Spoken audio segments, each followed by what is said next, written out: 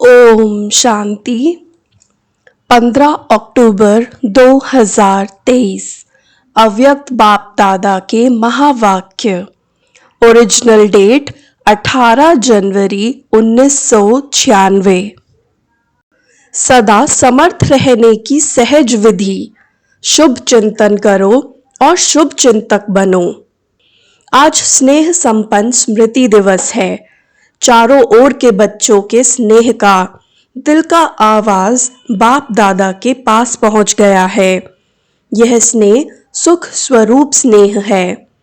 बाप दादा इस दिवस को स्मृति दिवस के साथ साथ समर्थी दिवस कहते हैं, क्योंकि ब्रह्मा बाप ने अपने साकार स्वरूप में सर्व कार्य करने की समर्थियां अर्थात शक्तियां साकार रूप में बच्चों को अर्पण किया। इस दिवस को सन शोस फादर के वरदान का दिन कहा जाता है। साकार रूप में बच्चों को आगे किया और फरिश्ता रूप में अपने बच्चों की और विश्व की सेवा आरंभ किया। ये 18 जनवरी का दिवस ब्रह्मा बाप के संपूर्ण नष्टो मोहा स्मृति स्वरूप का रहा। जैसे गीता के 18 अध्याय का सार है, भगवान ने अर्जुन को नष्टो मोहा स्मृति स्वरूप बनाया। तो ये 18 का यादगार है कि ब्रह्मा बाप कितना ही बच्चों के प्रति अति स्नेही रहे। जो बच्चे अनुभवी हैं कि सदा सेवा के निमित्त बच्चों को कितना याद करते, अनुभव है ना। मोह नहीं रहा, लेकिन दिल का प्यार रहा, क्योंकि मोह उसको कहा जाता है जिसमें अपना स्वार्थ हो। तो ब्रह्मा बाप का अपना स्वार्थ नहीं रहा, लेकिन बच्चों में सेवा अर्थ अति स्नेह रहा। फिर भी साथ रहते, बच्चों को सामने देखते भी कोई देह के रूप में याद सताई नहीं, एकदम न्यारा और प्यारा रहा। इसीलिए कहा जाता है स्मृति स्वरूप नष्टो मोहा।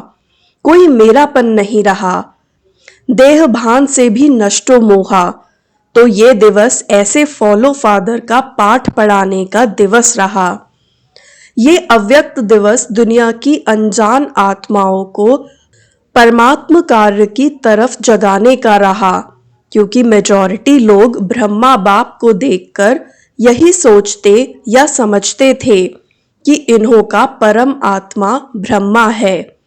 ये ब्रह्मा कुमारियां ब्रह्मा को ही भगवान मानती हैं, और ब्रह्मा ने साकार में पाठ परिवर्तन किया तो क्या सोचने लगे कि अभी तो ब्रह्मा कुमारियों का भगवान चला गया और ये ब्रह्मा कुमारियों का कार्य आज नहीं तो कल समाप्त हो जाएगा। लेकिन आप जानते हैं कि इन्हों का करावनहार ब्रह्मा द्वारा भी परम आत्मा था, है और अंत तक रहेगा। तो ये परमात्म कार्य है, व्यक्ति का कार्य नहीं है। ये पहचान ब्रह्मा बाप के साकार पाठ परिवर्तन होने के बाद समझते हैं कि इन्हों को कोई शक्ति चला रही है। अभी भी बेचारे परम आत्मा को नहीं जानते, लेकिन कोई शक्ति कार्य करा रही है।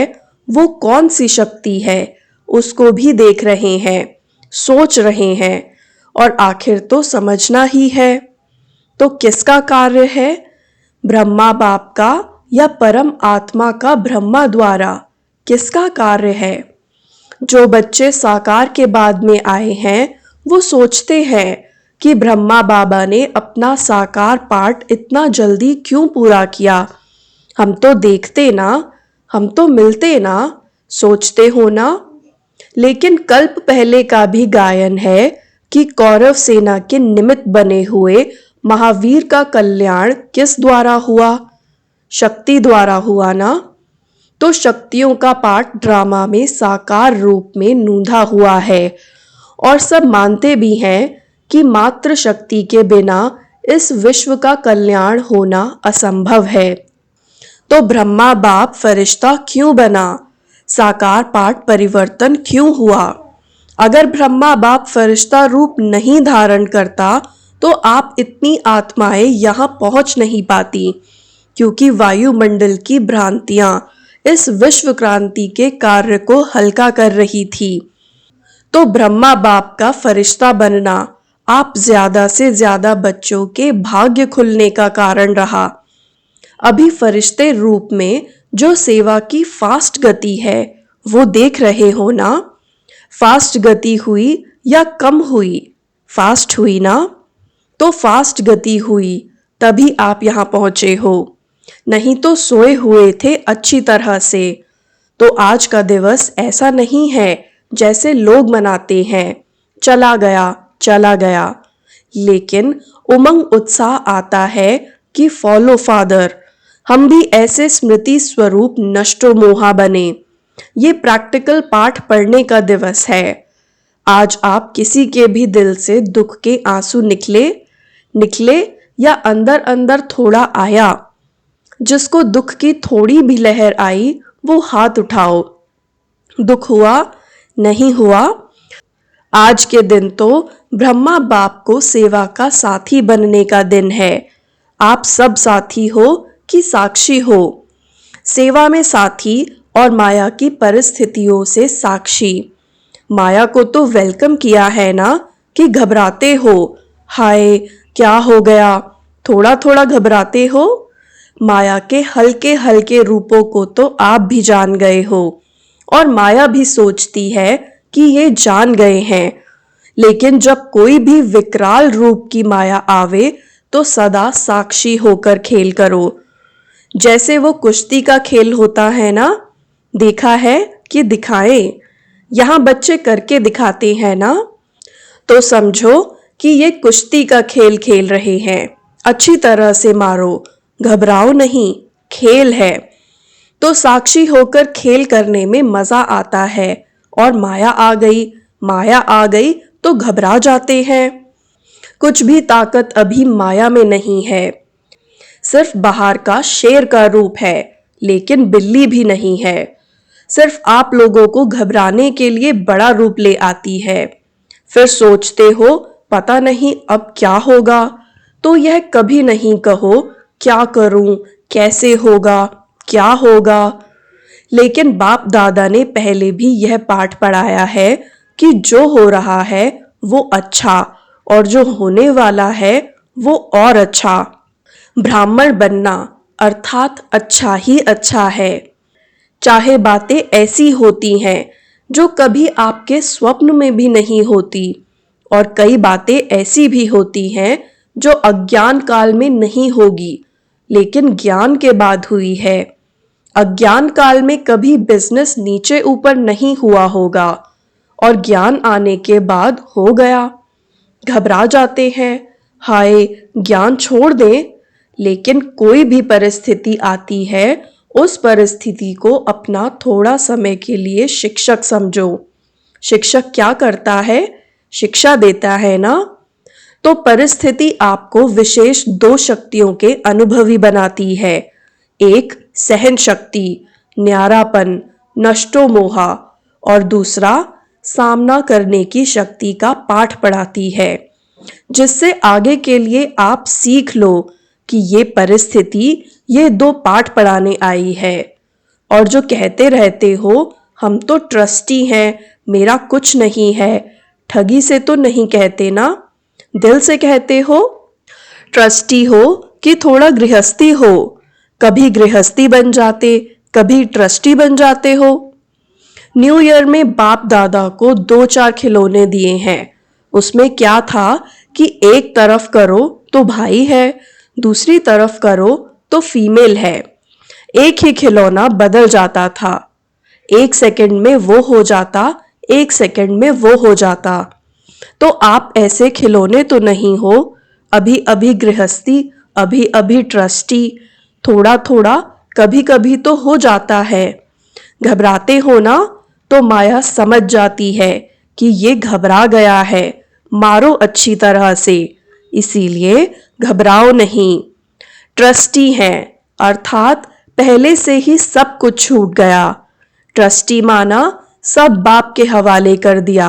मेरा क्या होगा, बस गा गा आता है ना तो गड़बड़ होती है। सब अच्छा है और अच्छा होना ही है, निश्चिंत है। इसको कहा जाता है समर्थ स्वरूप। तो आज का दिन कौन सा है? समर्थ बनने का, नष्टो मोहा होने का। सिर्फ बाबा बहुत याद आए, गीत गाने का नहीं है। तो ब्रह्मा बाप का फरिश्ता रूप होना ड्रामा में परमात्म कार्य को प्रत्यक्ष करने का निमित्त कारण बना। ब्रह्मा बाबा है या है नहीं? है, दिखाई तो देता नहीं। देखो, आप जो पीछे आए हो वो बहुत लकी हो। क्यों? अभी सेवा के बने बनाए साधनों के समय पर आए। मक्खन निकाला 60 वर्ष वालों ने और मक्खन खाने वाले आप आ गए।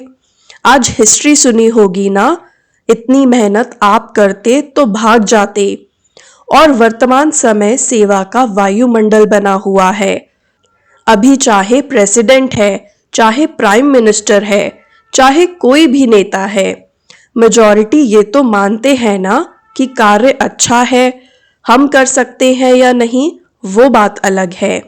हर एक का पार्ट अपना है, लेकिन अच्छा कार्य है और ये कार्य और आगे बढ़ना चाहिए, ये तो कहते हैं ना। पहले क्या कहते थे कि ब्रह्मा कुमारियों की शक्ल भी नहीं देखना। अगर शुरू में निमंत्रण देने जाते भी थे ना तो दरवाजा बंद कर देते थे। तो आप तो अच्छे टाइम पर आए हो ना। सेवा का चांस बहुत है, जितनी सेवा करने चाहो उतनी कर सकते हो। अभी सभी समझते हैं कि साकार ब्रह्मा के बाद भी ब्रह्मा कुमारियों ने सिल्वर जुबली भी मना ली, गोल्डन भी मना ली, अभी डायमंड तक पहुंच गए हैं। क्योंकि कोई भी बड़ा गुरु चला जाता है तो गड़बड़ हो जाती है। यहाँ गड़बड़ क्या हुई? यहाँ गड़बड़ है क्या? यहाँ तो और ही वृद्धि है, बढ़ता जाता है। तो इससे सिद्धि है कि ये कार्य कराने वाला बाप परम आत्मा है। निमित्त माध्यम ब्रह्मा बाप है, अभी भी माध्यम ब्रह्मा बाप है। ये पाठ अलग चीज है, लेकिन माध्यम ड्रामा में पहले साकार ब्रह्मा रहा और अभी फरिश्ता रूप में ब्रह्मा है। ब्रह्मा को पिता कहेंगे, रचता तो ब्रह्मा है ना। ये तो पाठ बीच बीच में बच्चों की पालना करने के लिए निमित्त है। बाकी रचता ब्रह्मा है और रचना के कार्य में अभी भी अंत तक ब्रह्मा का ही पाठ है। तो आज सारे दिन में किसके पास माया आई? कोई पोतरा धोतरा याद नहीं आया? तो सदा ऐसे समर्थ रहो। और इसकी सबसे सहज विधि है 2 शब्द याद रखो। 2 शब्द याद रह सकते हैं ना? सारी मुरली भूल जाए, लेकिन 2 शब्द याद रखो और प्रैक्टिकल में करते चलो। वो 2 शब्द जानते भी हो, कोई नई बात नहीं है। एक है शुभ चिंतन, नेगेटिव को भी पॉजिटिव करो, इसको कहते हैं शुभ चिंतन। नेगेटिव पॉजिटिव हो सकता है और बदल सकते हो। सिर्फ चेक करो कि कर्म करते भी शुभ चिंतन चला। और दूसरा, सभी के प्रति शुभ चिंतक। तो शुभ चिंतन और शुभ चिंतक दोनों का संबंध है। अगर शुभ चिंतन नहीं है तो शुभ चिंतक भी नहीं बन सकते। इसीलिए इन 2 बातों का अटेंशन रखना। समझा? क्या करेंगे? यही नहीं भूल जाना, क्योंकि अभी देखा गया है कि बहुत ऐसी समस्याएं हैं, लोग हैं जो आपके वाणी से नहीं समझते, लेकिन शुभ चिंतक बन शुभ वाइब्रेशन दो तो बदल जाते हैं। और एक बात से मुक्त भी होना है। इस ब्राह्मण जीवन में मुक्त होने वाले होना, मुक्त होने की 9 बातें बता दी। अगर इन 9 बातों से मुक्त हो गए तो 9 रत्न बन सकते हैं। तो आज बाप दादा एक बात की स्मृति दिला रहे हैं। कभी भी कोई भी शारीरिक बीमारी हो, मन का तूफान हो, तन में हलचल हो, प्रवृत्ति में हलचल हो, सेवा में भी हलचल हो सकती है। तो किसी भी प्रकार के हलचल में दिल शिकस्त कभी नहीं होना। बड़ी दिल वाले बनो। बाप की दिल कितनी है? छोटी है क्या? बाप बड़ी दिल वाले हैं और बच्चे छोटी दिल कर देते हैं। बीमार हो गए तो रोना शुरू कर देंगे, दर्द हो गया, दर्द हो गया। तो दिल शिकस्त होना दवाई है? बीमारी चली जाएगी कि बढ़ेगी? जब हिसाब किताब आ गया, दर्द आ गया, तो हिसाब किताब आ गया ना। लेकिन दिल शिकस्त से बीमारी को बढ़ा देते हो। इसीलिए हिम्मत वाले बनो तो बाप भी मददगार बनेंगे। ऐसे नहीं रो रहे हैं, हाय क्या करूं क्या करूं, और फिर सोचो कि बाबा की तो मदद है ही नहीं। मदद उसको मिलती है जो हिम्मत रखते हैं। पहले बच्चे की हिम्मत, फिर बाप की मदद है। तो हिम्मत तो हार ली और सोचने लगते हो कि बाप की मदद तो मिली ही नहीं, बाप भी टाइम पर तो करता ही नहीं है। तो आधे अक्षर याद नहीं करो। बाबा मददगार है, लेकिन किसका? तो आधा भूल जाते हो और आधा याद करते हो कि बाबा भी पता नहीं महारथियों को ही करता है, हमको तो करता ही नहीं है, हमको तो देता ही नहीं है। पहले आप, महारथी पीछे। लेकिन दिल शिकस्त नहीं बनो। और मन में अगर कोई उलझन आ भी जाती है तो ऐसे समय पर निर्णय शक्ति चाहिए। और निर्णय शक्ति तब आ सकती है जब आपका मन बाप के तरफ होगा। अगर अपने उलझन में होंगे तो हाँ ना इसी उलझन में रह जाएंगे। इसीलिए मन से भी दिल शिकस्त नहीं बनो। और धन भी नीचे ऊपर होता है। जब करोड़पतियों का ही नीचे ऊपर होता है तो आप लोग उसके आगे क्या हो? वो तो होना ही है।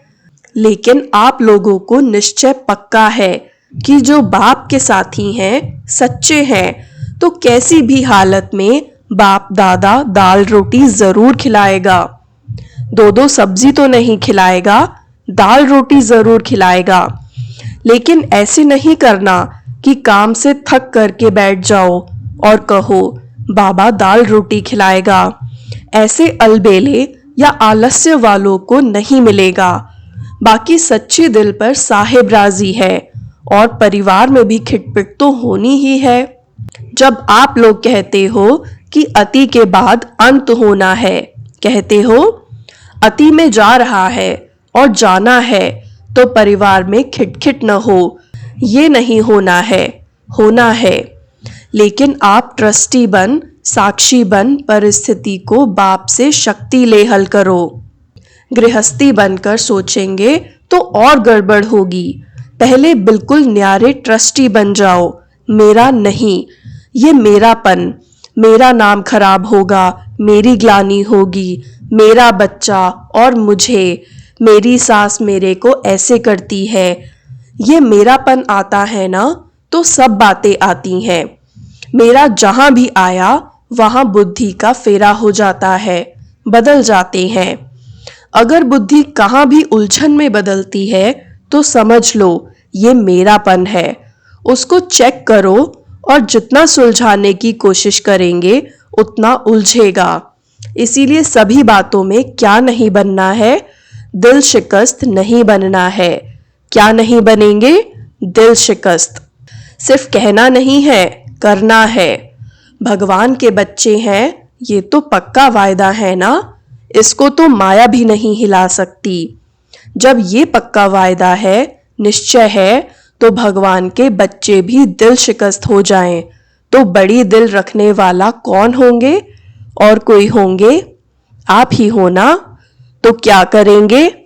अभी समर्थ बनो और सन शोज फादर का पाठ पक्का करो। कच्चा नहीं करो, पक्का करो। सभी हिम्मत वाले हो ना? हिम्मत है? अच्छा। चारों ओर के सर्व समर्थ आत्माओं को, सर्व माया जीत, प्रकृति जीत आत्माओं को, सदा सन शोज फादर करने वाले बच्चों को, सदा दिल खुश रहने वाले बच्चों को बाप दादा का याद प्यार और नमस्ते। आज विदेश वाले बच्चे भी बहुत याद आ रहे हैं। चारों ओर मधुबन से मन की लगन लगी हुई है। बाप दादा भी सभी बच्चों को सामने देख विशेष याद और सेवा का याद प्यार दे रहे हैं। बाप दादा ने 9 रत्नों में आने के लिए जिन 9 बातों से मुक्त बनने का इशारा दिया है वह निम्नलिखित हैं। पहला, क्रोध मुक्त। दूसरा, व्यर्थ संकल्प मुक्त। तीसरा, लगाव मुक्त। चौथा, परमत पर चिंतन और प्रदर्शन मुक्त। पांचवा, अभिमान व अपमान मुक्त। छठा, झमेला मुक्त। सातवां, व्यर्थ बोल डिस्टर्ब करने वाले बोल से मुक्त। आठवां, अप्रसन्नता मुक्त। नौवां, दिल शिकस्त मुक्त। वरदान, डबल लाइट स्थिति द्वारा उड़ती कला का अनुभव करने वाले सर्व बंधन मुक्त भव। डबल लाइट स्थिति द्वारा उड़ती कला का अनुभव करने वाले सर्व बंधन मुक्त भव।